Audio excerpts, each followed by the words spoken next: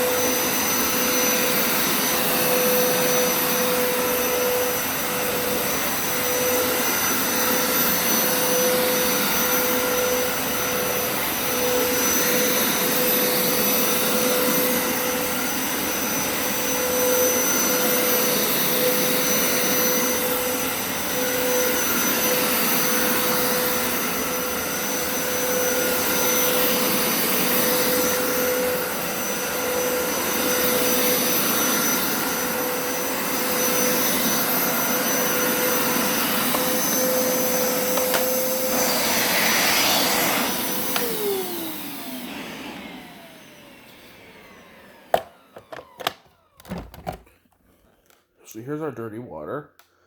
It's not really bad, but there's still definitely some brown in that. You can tell. Look at that. That's pretty good. Look at the carpet. It's so much more fluffy and soft.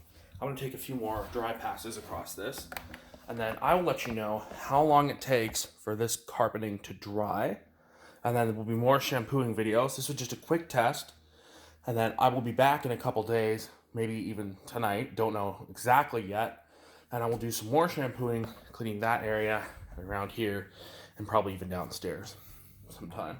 So I hope you enjoyed this quick test of the Hoover Turbo Scrub Carpet Cleaner. This is the best deal I could find on a carpet cleaner that wasn't Abyssal. I didn't want another one. I wanted a Hoover, and this seems to be a pretty good unit. As you can see, it did a pretty good job of cleaning, and the carpet is not extremely wet, like it's pretty dry. So I will be back in a little bit with more videos of the Hoover Turbo Scrub. Stay tuned for more.